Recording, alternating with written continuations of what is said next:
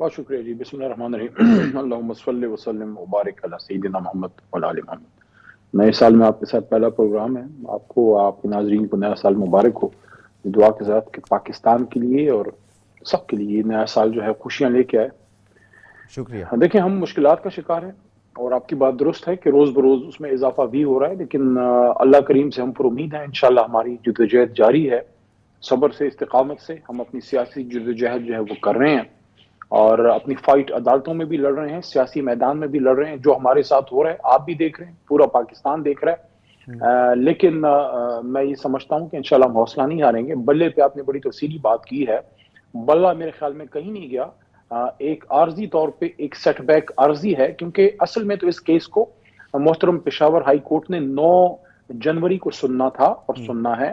بیچ میں جو interim relief ملی تھی وہ عارضی طور پہ واپس ہو گئی ہے، جس سے اس اقدام سے ہم قانونی طور پہ ایگری نہیں کرتے، جس پہ آپ نے محترم بیرسٹر گور صاحب کی بھی بات ہمیں، ہمارے ناظرین کو سب کو سنوائی.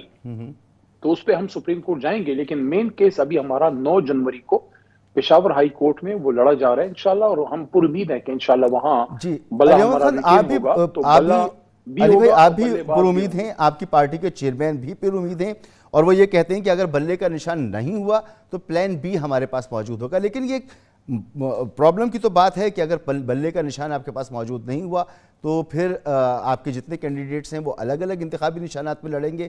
تو اس سے تو آپ کا جو الیکشن ہے، پارٹی الیکشن، تو پارٹی کی جانب سے جو لوگ الیکشن لڑیں گے وہ تو الیکشن بڑا متاثر ہو جائے گا ان کے لیے. دیکھیں، الیکشن سے ایک مہینے پہلے اگر ملک کی سب سے بڑی جماعت کے ساتھ یہی کیا جائے کہ اس سے اس کا انتخابی نشان چھین لیا جائے، تو یہ بیسیکلی آپ ایک سیاسی جماعت سے انتخابی نشان نہیں چھین رہے، یہ آپ پورے ایک جمہوری عمل سے اس کی روح کھینچ رہے ہیں.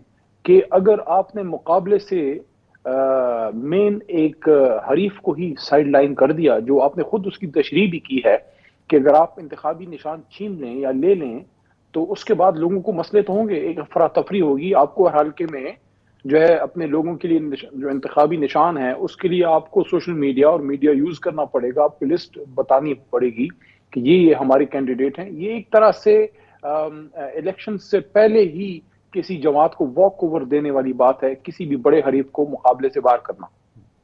تو پلان بھی کیا ہے؟ کیوں پر امید ہیں؟ اگر آپ کے چیئرمین سے بات کی جائے وہ پر امید ہیں، دیگر لیڈرشپ سے بات کی جائے وہ پر امید ہیں، تو پلان بھی کیا ہے؟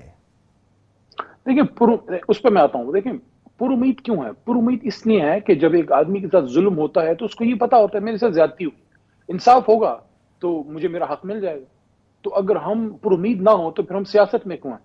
ہم اس ملک کے لیے پر امید ہیں، ہم آپ کے لیے پر امید ہیں، ہم 25 کروڑ کے لیے پر امید ہیں، اس لیے 27 سال سے جدوجہد کر رہے ہیں. یہ جتنا اس ملک کے لیے وہ لوگ اہم ہیں جو اس ملک کی حفاظت کرتے، اس کی جان دیتے ہیں، اتنا ہی اس ملک کے لیے وہ سیاسی کارکن بھی اہم ہے جو اپنے ملک کے لیے جو ہے اپنا سب کچھ تن من دھن وارنے کے لیے تیار ہے. تحریک انصاف کا کارکن، تحریک انصاف کا ووٹر سپورٹر ایک نقطے پہ عمران خان کے ساتھ جڑا ہوا ہے، وہ ہے پاکستان. پاکستان کی محبت میں ہمارا ورکر گھروں سے نکل کے ٹانگوں پہ، رکشوں میں، بائکوں میں، گاڑیوں میں وہ اٹھ کے بیٹھ کے جا کے ووٹ کرتا ہے، جلسوں میں آتا ہے، اپنا کھاتا ہے، اپنا خرچ کرتا ہے، کسی سے کوئی قیمے والے نان نہیں لیتا، کسی سے کوئی بریانی کی پلیٹ نہیں مانگتا. ہمارا ورکر اپنی پارٹی پہ کیوں لگاتا ہے؟ کیونکہ اپنے ملک سے محبت کرتا ہے، اس لیے ہم پر امید ہیں. جی. باقی پلان بی کی آپ نے بات کی ہے. دیکھیں، میں تو ایک پلان سے واقف ہوں، جو اللہ پہ توکل رکھتے ہیں نا ان کا ایک ہی پلان ہے، وہ اللہ پہ توکل. اللہ پہ توکل ہے، ہمیں ہمارا انتخابی نشان بھی ملے گا اور اپنا جائز مقام بھی ملے گا جو ہم سے چھین لیا گیا 9 اپریل کی رات. ہاں، مگر اس کے لیے صحیح طور پر آپ کو کوششیں بھی تو کرنی ہوں گی. آج پشاور ہائی کورٹ میں کوششیں ہی تو کر رہے ہیں ایڈوکیٹ بھائی. قاضی انور صاحب پیش ہوئے، انہوں نے پی ٹی آئی کی وہاں نمائندگی کی، لیکن علی ظفر صاحب نے کہا کہ جی قاضی انور صاحب جو ہیں وہ پی ٹی آئی کی نمائندگی نہیں کر رہے، بلکہ پی ٹی آئی کے وکیلوں کو اس کیس میں سنا ہی نہیں گیا. تو آپ کی وکلا کے درمیان کوارڈینیشن کا فقدان ہے. آج اسی طرح سے لاہور ہائی کورٹ نے بھی کہا کہ ایک ریسرچ ونگ بنانا چاہیے پی ٹی آئی کو کیس فائل کرنے سے پہلے. تو اس طرح کی صورتحال بھی تو ہے آپ کے ساتھ.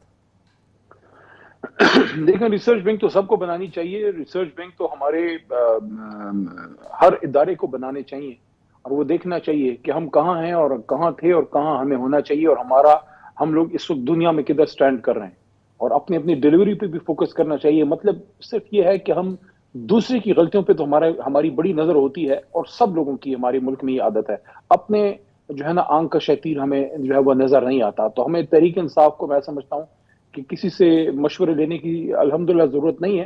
ہم 25 کروڑ عوام کے نمائندہ ہیں، اور 25 کروڑ عوام کی 2/3 سے زیادہ اکثریت اگر ایک جماعت کے ساتھ کھڑی ہے تو وہ قوم بھی ظاہر ہے ان کی کامن سینس کو انڈر ایسٹیمیٹ نہیں کرنا چاہیے. اس کا مطلب یہ ہے کہ انہوں نے کچھ سوچا ہے جو ان کو تحریک انصاف میں ایک جو ہے وہ امید نظر آتی ہے. جہاں تک علی ظفر صاحب کی آپ نے بات کی، اور ہمارے قاضی انور صاحب کی، دونوں سینئر ترین لوگ ہیں، اس میں کوئی دو رائے نہیں ہے کہ دونوں ہی پارٹی کے مین جو ہے وکلاء میں سے ہیں. صرف نقطہ یہ ہے کہ جو کیس لڑا گیا تھا وہ بیرسٹر گور صاحب اور علی ظفر صاحب نے مین اس کو کیس کو پلیٹ کیا تھا. آج جب قاضی صاحب تشریف لے گئے ہیں، قاضی انور صاحب، تو انہوں نے یہ بتایا کہ ہمارے جو اس کیس میں جو وکلاء ہیں وہ فوگ کی وجہ سے، دھند کی وجہ سے آ نہیں پا رہے، اس وجہ سے ان کی وہاں حاضری ہوئی. تو دونوں کی بات اپنی اپنی جگہ پہ درست ہے. آپ یہ فرما رہے ہیں، مختلف جگہوں سے باتیں بھی آ رہی ہیں کہ لیگل جو ہماری ٹیم ہے اس میں ایشوز ہیں. تو ہر ٹیم جو ایک مقابلے کی فضا میں ہوتی ہے اس سے غلطیاں بھی ہو سکتی ہیں، کام ٹھیک بھی ہو سکتا ہے. جہاں سے غلطیاں ہو رہی ہیں اس کو ہم ٹھیک کر رہے ہیں. جی علی محمد خان صاحب، یہ فرمائیے گا کہ آج کاغذات نامزدگی جو مسترد ہوئے تھے ان پہ اپیلیں دائر کرنے کا آخری دن تھا، تو آپ نے بھی اپیل دائر کر دی ہے، اور باقی جو آپ کے کولیگز ہیں، آپ کے ساتھی ہیں، کچھ انڈر گراؤنڈ ہیں، کچھ منظر عام پر نہیں ہیں، کیا انہوں نے بھی اپنی اپیلیں فائل کر دی ہیں؟ سب نے اپیلیں فائل کر دی ہیں اپنی؟ جی میں نے اپیل پہلے دن ہی جمع کر دی تھی، پھر اس کو اعتراض لگا کے واپس کیا گیا. ہم نے وہ اعتراض دور کر کے پھر جمع کی. تو کل اب تاریخ لگی ہے، امید ہے انصاف ہوگا، کیونکہ ابھی کسی بھی جماعت نے کسی بھی کینڈیڈیٹ کو ٹکٹ نہیں دیا. اگر آپ کی نالج میں ہو تو مجھے ضرور انلائٹن کیجئے گا، اور ہمارے ناظرین کو بھی. لیکن میرے کاغذات اس بنیاد پر رد کیے گئے کہ آپ نے پارٹی کی طرف سے ٹکٹ یعنی لیٹر جمع نہیں کیا. تو کسی اور نے جمع کیا ہے کیا؟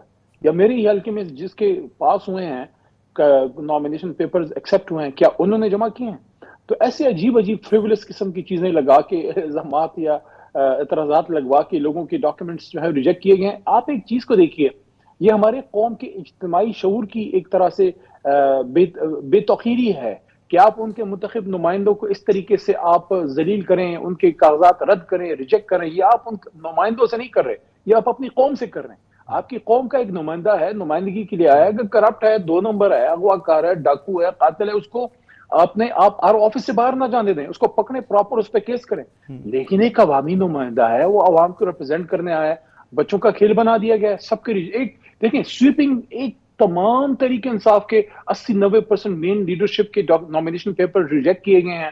کیا مطلب ہے اس کا؟ بلا آپ لے رہے ہیں، نامینیشن پیپرز آپ ریجیکٹ کر رہے ہیں، بلکہ اچھا، پہلے تو جمع میں بھی اس نہیں حوالے سے کرنے زیادہ دیے، بات بھی نامینیشن پیپر جو ہے جی وہ جی چھینتے رہے. دیکھیں یہ ساری چیزیں کیا کر رہی ہیں. دیکھیں 8 فروری کوئی دنیا کی آخری دن نہیں ہے. 8 فروری کے بعد 9 فروری بھی آئے گا.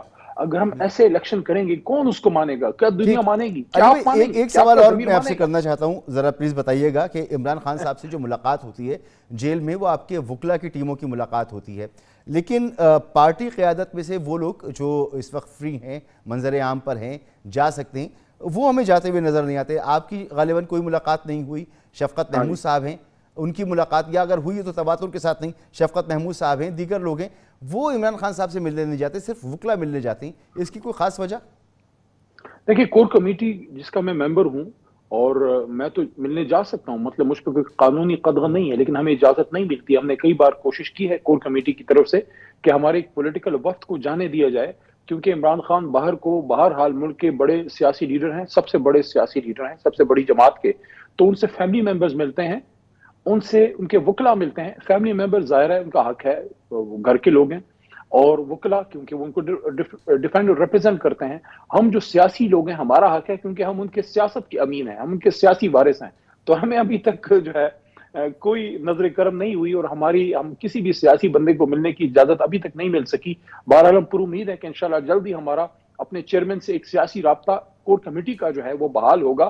اور کور کمیٹی کے مین ممبرز ہیں، اس میں کافی سارے لوگ ایسے ہیں میری طرح جن کے 9 مئی کے یا تو کیسز نہیں تھے، میرے پہ تھا، میرا تو ختم ہو گیا. کچھ ایسے ہیں جن پہ کیس نہیں تھے، جیسے رؤوف حسن صاحب ہمارے سیکٹری انفارمیشن ہے. کچھ اور ہمارے اس میں لوگ موجود ہیں جو پیورلی سیاسی لوگ ہیں، جو وکلا نہیں ہیں. لیکن ان کو ابھی تک اجازت نہیں مل سکی. جیسے عامر ڈوگر صاحب ہیں, ہمارے کور کمیٹی کے ممبر ہیں, اور کافی سارے ہیں جن کی میں اگزامپل آپ کو دے سکتا ہوں. تو میرے خیال میں آپ کا سوال بالکل بجا ہے, اور اس پہ جو ہمارے یہاں کی انتظامیہ ہے, جیل اتھارٹیز ہیں, ان سب کو, جو پنڈی ایڈمنسٹریشن ہے, اسلام آباد ایڈمنسٹریشن ہے, ان کو اس پہ ضرور دیکھنا چاہیے کہ سیاسی لوگوں کو جو ہے وہ ضرور اجازت ملنی چاہیے تاکہ بہت ہم اپنے شکریہ آپ چیئرمین سے کا. بات کر سکیں.